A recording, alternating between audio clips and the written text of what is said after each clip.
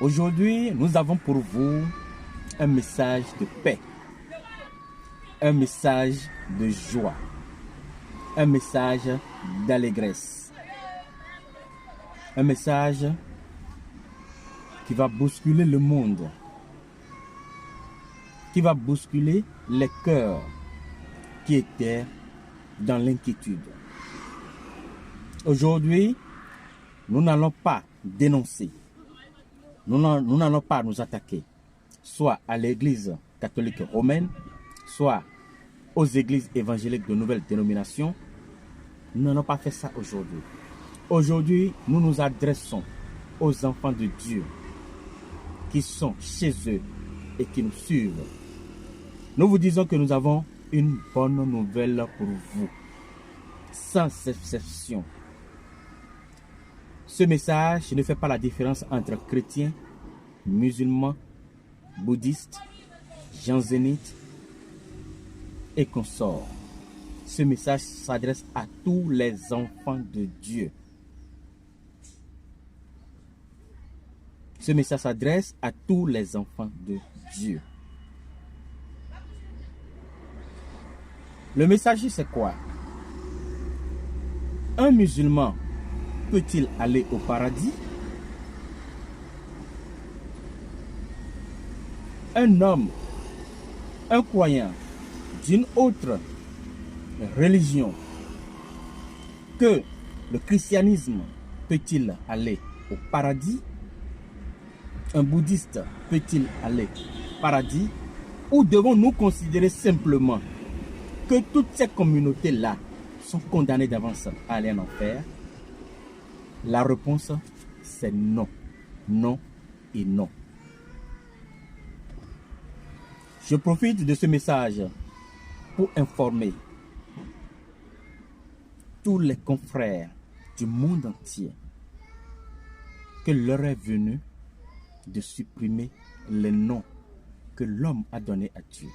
Dieu est innommé, il n'a pas de nom. Ce sont ces noms qui nous divisent. C'est parce que nous, croyants, chrétiens, nous nous sommes dit que notre Dieu s'appelle Jéhovah et que nous ne reconnaissons pas autre dénomination à part ce nom, que nous croyons que les autres sont nos adversaires. C'est parce qu'il y a une communauté donnée qui ont cru que leur Dieu s'appelle Allah et qu'il n'y a pas une dénomination. Mais il n'y a pas ça qu'ils ont considéré les autres comme des adversaires. Or, en réalité, tous nous sommes les enfants du même Dieu. Ce Dieu qui est innommé. C'est pourquoi nous, au niveau de la confrérie du bon samaritain, nous refusons les noms de Dieu. Nous apaisons sur le minimum sur lequel la majeure, les 8 milliards que nous formons sur la terre ou bien dans le monde, nous sommes convenus pour appeler l'être suprême, le Créateur, Dieu. Maintenant, chacun peut se retrouver dans sa famille religieuse, peu importe le nom de cette famille, parce que le paradis ne connaît pas ses noms, et puis faire ses rites comme il entend, mais ne pas tordre le sens de l'amour de Dieu qui est inné en chacun de nous. L'amour de Dieu qui est inné en chacun de nous, qui n'est rien d'autre que la vérité. Et la vérité est le chemin du paradis. Le paradis, le chemin du paradis, ce n'est pas un nom, ce n'est pas le nom d'un prophète, ce n'est pas le nom d'un messager, ce n'est pas le nom d'un sauveur. Le chemin du paradis, c'est la vérité. Lorsque vous vivez de la vérité, vous prêchez la vérité, vous agissez au nom de la vérité et sur la base de la vérité, c'est que vous êtes un bon candidat au ciel. Vous êtes un bon candidat au paradis. Nous disons non à tous les messages de n'importe quelle congrégation religieuse que ce soit qui sépare les enfants de Dieu juste à cause d'un nom, dans une langue donnée. Nous disons non à ça. Même le sauveur de ce monde, Jésus-Christ, auquel nous croyons et sur lequel nous nous attestons, n'a jamais fait cette différence-là. Dans son évangile, il a parlé de l'amour, qui est le symbole de la vérité, qui est le chemin de la vie et du paradis. Aujourd'hui, nous allons étudier le livre de Jean au chapitre 14 et au verset 1er. Je vous lis. Que votre cœur ne se trouble point. Croyez en Dieu et croyez en moi. Jean 14, chapitre 1er. Que votre cœur ne se trouble point. Croyez en Dieu et croyez en moi. Lorsque vous avez une foi qui est basée sur la croyance en Dieu, c'est que vous êtes sur le bon chemin. Jésus-Christ aurait pu dire que votre cœur ne se trouble point, croyez en moi. Et ça a été là. Mais non, ce n'est pas ce qu'il a dit. Cessons de barrer la route aux enfants de Dieu. Nous n'avons aucun pouvoir sur leur vie. Nous n'avons aucun pouvoir sur leur esprit. Nous n'avons aucun pouvoir sur leur destinée. Tout ce que nous pouvons leur prêcher, c'est l'évangile authentique. C'est-à-dire celle de l'amour, de la vérité et de la vie. Jean 14 dit au chapitre 1er que votre cœur ne se trouble point. Croyez en Dieu et croyez en moi. Il aurait pu dire croyez en moi simplement. Mais il a dit croyez en Dieu et croyez en moi. Quand il disait croyez en moi, ne faites pas croire aux gens que Jésus-Christ parlait de lui en tant que Jésus. Il parlait de qui? Nous allons vous le dévoiler ici. Comme je vous l'ai dit, aujourd'hui, nous ne sommes pas là pour dénoncer qui que ce soit. Mais nous sommes là pour une bonne nouvelle. L'évangile de la réunification. Nous sommes là pour vous dire, toi qui nous suis en ce moment-là, peu importe ton bord religieux, tu es bouddhiste, tu es musulman, tu es chrétien, tu es animiste. Nous sommes là pour t'annoncer que le paradis t'attend. Il est ouvert pour toi. Et personne ne te barrera cette voie-là. Toi seul décides d'aller au paradis ou en enfer. Aucun prophète, aucun docteur, aucun bishop, aucun évêque, aucun archevêque n'a le droit de t'imposer le chemin qui va au paradis. Nous avons un seul docteur, un seul pasteur, un seul évêque. C'est le Seigneur Jésus-Christ. C'est le Seigneur Jésus-Christ. Et il dit, croyez en Dieu et croyez en moi. Ce n'est pas fini. Dans le verset 2 de ce chapitre 14, il dit quoi? Il y a plusieurs demeures dans la maison de mon Père. Si cela n'était pas, je vous l'aurais dit. Je vais vous préparer une place. Lorsqu'un docteur ou bien un bishop ou un archevêque se lève et il dit, sans croire en Jésus-Christ et sans voir le baptême de Jésus-Christ et tout, que vous n'irez pas au paradis, demandez-lui quelle Bible il lit. Demandez-lui où est-ce qu'il a vu ça. Je vous en prie, je ne dénonce pas, mais j'essaie d'attirer votre attention sur les pièges du diable au niveau de l'évangile. J'essaie d'attirer votre attention sur le règne du diable dans les églises. Il règne dans les paroles.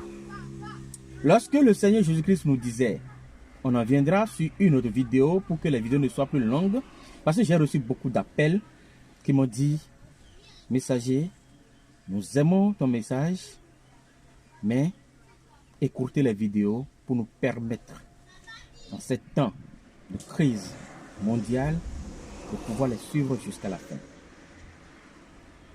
Je remercie ces confrères qui m'ont appelé un peu partout dans le monde. Donc, nous reviendrons pour une autre vidéo sur ce sujet. Donc, le Seigneur Jésus dit, il y a plusieurs demeures dans la maison de mon Père. Vous comprenez quoi par il y a plusieurs demeures dans la maison de mon Père? L'évangile est simple. Ne vous cassez pas la tête. Comprenez juste ce que le Seigneur vous dit. Il y a plusieurs demeures dans la maison de mon Père. Il y a plusieurs demeures dans la maison de mon Père. Donc ça veut dire qu'au paradis, il n'y a pas que des lieux chrétiens. Il n'y a pas que le christianisme dans le paradis. Il n'y a pas que le christianisme dans le paradis. Non. Arrêtons de nous attaquer à nos frères des autres bords religieux pour dire ceci, ils sont ça, ils n'auront pas ci, ils n'auront pas ça. Nous sommes qui? La parole de Dieu dit, l'Éternel est celui qui sonde les reins et les cœurs pour rendre à chacun selon sa justice. Quelqu'un me comprend et me dit amen. Merci. La parole dit, l'Éternel est celui qui sonde les reins et les cœurs pour rendre à chacun selon sa justice. Nous reviendrons là-dessus sur une autre vidéo. Maintenant, toi, qui te fais appeler Bishop, tu es qui pour décider déjà de la destination d'un homme, d'un enfant de Dieu, d'un confrère, pour dire non, puisque tu n'es pas avec moi ici, c'est sûr que ta destination finale, c'est l'enfer.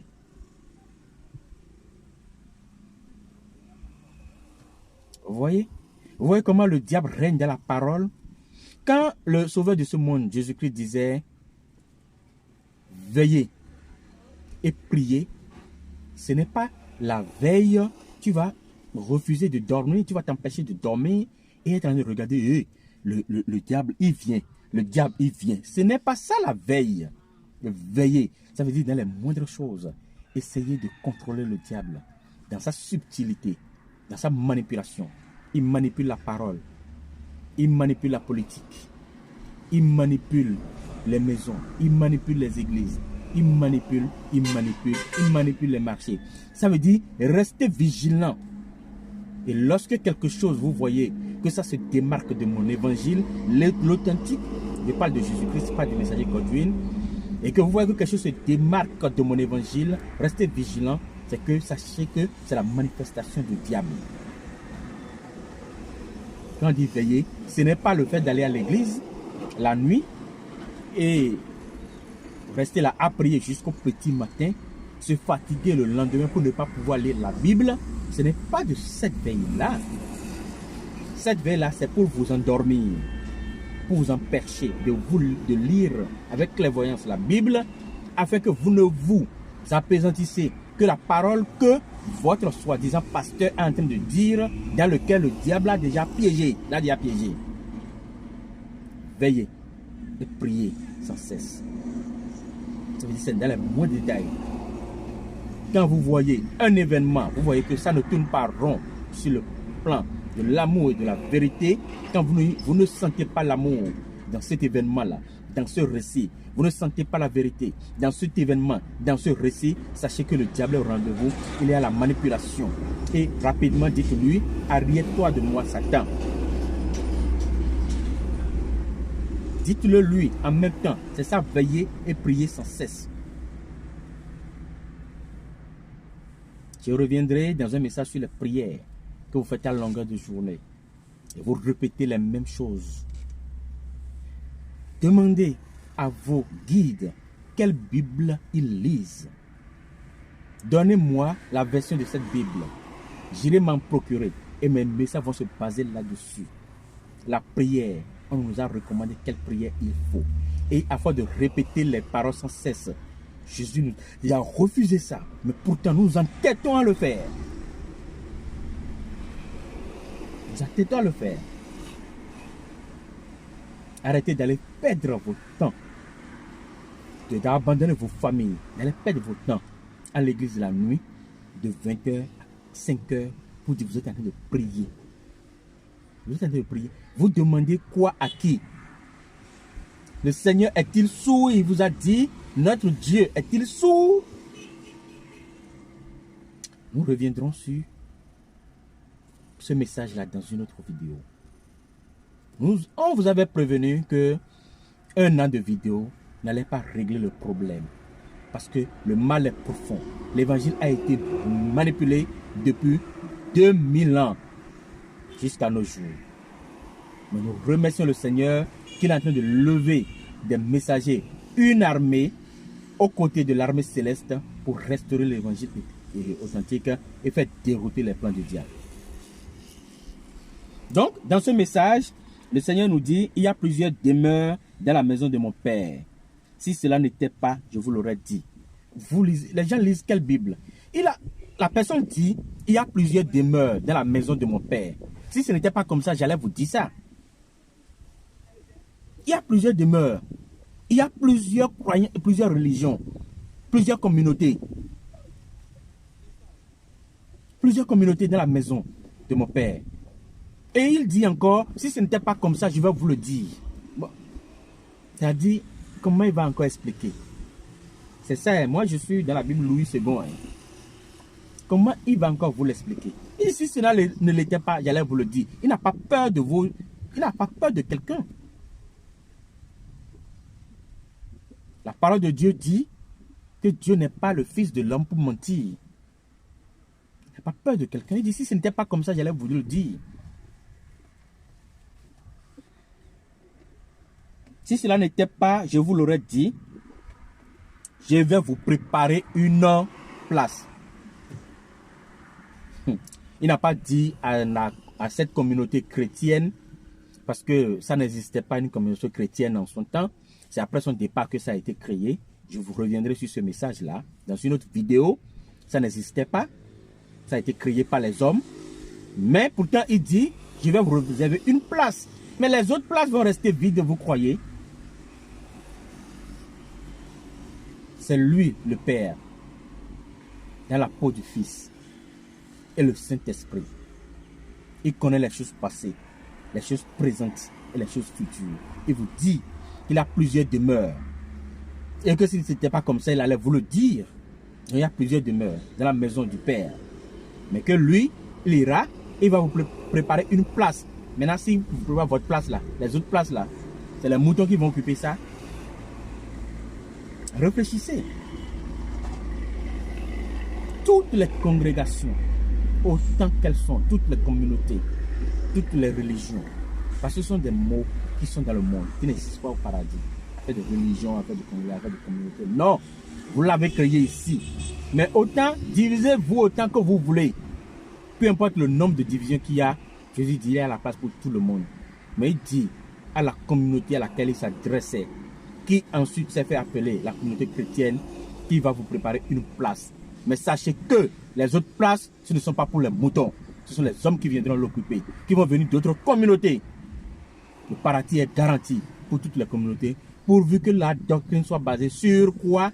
L'amour et la vérité. Amen. Quelqu'un me comprend et me dit Amen. Merci. Il dit, je vais vous préparer une place. Et il va plus loin dans le verset 3. Et lorsque je m'en serai allé et que je vous aurai préparé une place, je reviendrai et je vous prendrai avec moi afin que là où je suis, vous aussi, vous soyez. Amen. Donc, c'est un peu ça. Les gens vont me dire, nous allons dans le chapitre 6, où les gens vont vouloir me contredire. Mais en voulant me contredire, ils vont m'offrir une arme redoutable pour mieux ouvrir leur cerveau. Je vous en prie. Amen. Le verset 6, sur lequel les 10 docteurs m'attendaient, dit ceci. Jésus dit, je suis le chemin, la vérité et la vie. Nul ne vient au Père que par moi. Je suis le chemin, la vérité et la vie. Nul ne vient au Père que par moi. Je suis d'accord. Je suis d'accord avec Jésus-Christ. Nul n'ira au Père que par lui. Mais par lui, deuil pas là. Lui en tant que qui? C'est en tant que Jésus, le charnel qui était avec nous, qui parlait là. Vous croyez? C'est une aberration si vous croyez que Jésus parlait de lui en tant que chair, en tant que l'homme charnel, Jésus qui habitait parmi nous, que c'est de lui qu'il parlait. Vous vous trompez. Qui a donné le nom de Jésus-Christ?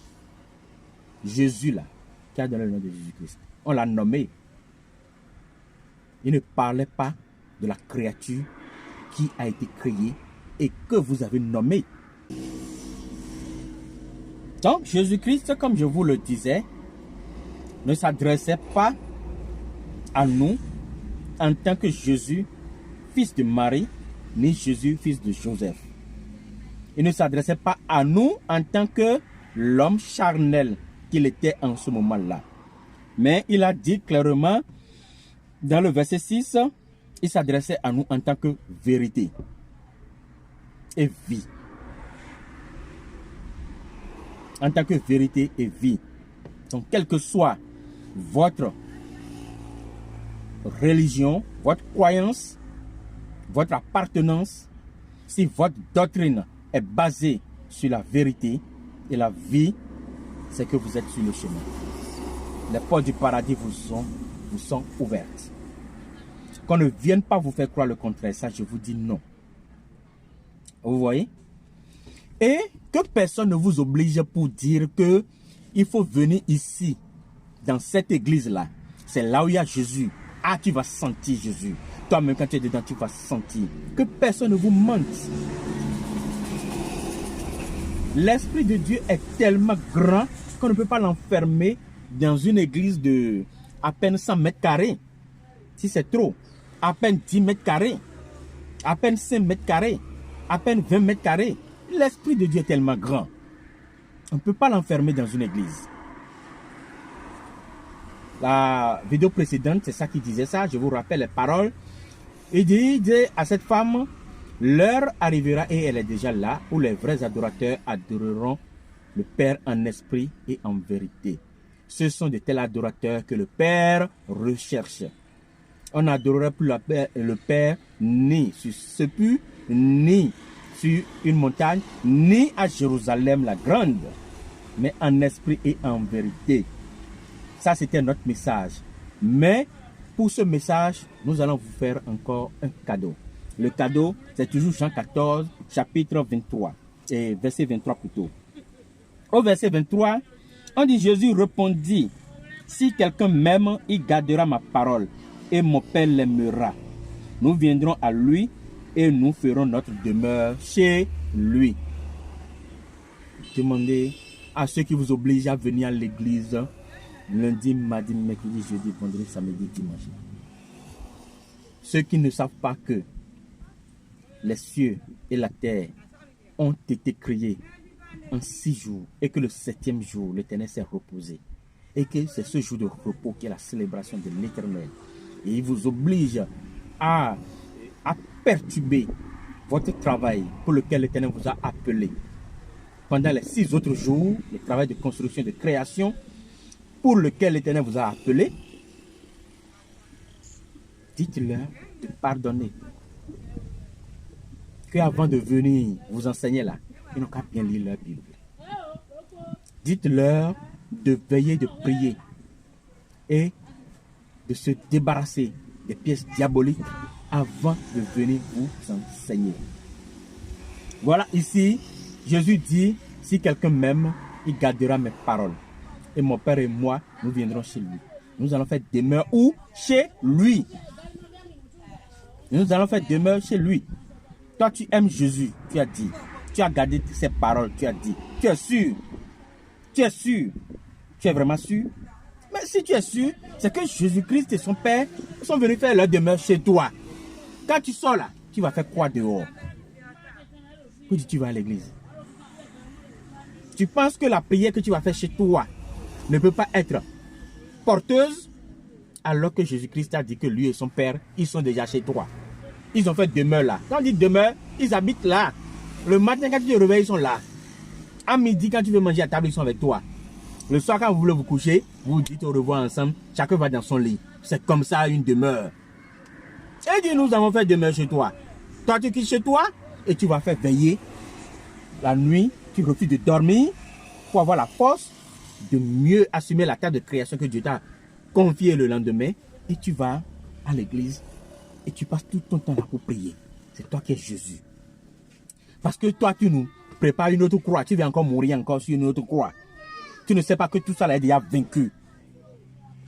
Et que ton Jésus est ressuscité. Et que nous sommes déclarés vainqueurs. Non. Il faut prier pendant 6 heures de temps dans la nuit, sans dormir, pour espérer qu'on a été écouté. Pardonnez. Arrêtez. Et pourtant, vous le faites, ce n'est pas vous qui prospérez. Hein. Ceux qui prospèrent sont dehors. Le plus riche du monde aujourd'hui n'est pas un chrétien comme vous. Il ne veille pas. Il ne veille pas à l'église. Posez-vous la question. Dieu n'est pas compliqué. Jésus a dit, venez à moi, vous tous qui êtes chargés, je vous donnerai du repos. Ça, c'est du repos, ça? Tu te reposes comme ça? C'est du repos? Tu es au repos comme ça? Tu es au repos? Parce que c'est un docteur qui t'a parlé. Parce que c'est un bishop. Parce que c'est un évêque, un archi-évêque. Qui s'est habillé là avec des trucs dorés un peu partout. C'est ça? J'ai promis de ne pas dénoncer dans cette vidéo. Je reviens dans une autre vidéo où je vais vous démontrer que votre docteur, votre pasteur, peut-être n'est pas encore converti. Je vais vous démontrer que le séjour d'un tronc d'arbre dans l'eau ne le transforme jamais en crocodile. Je vais vous démontrer que on peut faire des miracles. On peut parler à Dieu, effectivement, sans être converti. Je vais vous le démontrer dans ma prochaine vidéo. La toute prochaine vidéo, dans 2 ou 3 jours, vous aurez les explications. Alors, merci, chers internautes. Comme je vous l'ai dit, aujourd'hui, chers confrères, c'est une bonne nouvelle que je vous ai annoncée. Quelle que soit votre congrégation, quelle que soit votre doctrine, vous êtes candidat au paradis. On n'a pas besoin d'être seulement chrétien pour être candidat au paradis. La parole de Dieu est très claire et elle est dans la Bible. Nous sommes tous frères et fils de Dieu. Nous pouvons nous donner la main, quoi ayant chacun sa doctrine. Ce qui est important, c'est la vérité qui est important. Si notre doctrine est basée sur la vérité, nous sommes tous frères. Nous pouvons tous nous donner la main et prendre le chemin. Ce qui est sûr peut-être, le jour où nous serons tous au paradis, d'autres seront au sud, les autres seront au nord, les autres seront à l'est, comme nous vivons aussi dans le monde. Parce que la parole de Dieu l'a dit. Dans Ecclésiaste, ce qui est en haut, c'est ce qui est en bas. Donc la communauté telle qu'elle est conçue en bas, c'est comme ça qu'elle est ficelée au ciel. Nous serons dans le même ciel, dans le même paradis, mais peut-être pas dans le même quartier. C'est ce que Jésus dit ici. Et il invite les communautés chrétiennes à le suivre pour qu'il prépare une place pour eux. Mais il aura d'autres places qui sont certainement les vôtres. Vous êtes bénis. Merci, merci. Pour nous suivre, n'oubliez pas, abonnez-vous à notre page Facebook. C'est simplement Messager Godwin, c'est le nom de la page. Ou abonnez-vous sur la chaîne YouTube Havre de Paix sur laquelle nous émettons. Qu'est-ce qu'il faut faire si vous suivez cette vidéo en ce moment-là? C'est qu'en bas, vous allez voir s'abonner. Vous cliquez sur s'abonner et vous cliquez sur la cloche de notification qui vous informe lorsque nous aurons une nouvelle vidéo. Des vidéos qui sont appelées à nous rassembler et non à nous diviser. Ciao, ciao. Je vous remercie. Soyez bénis.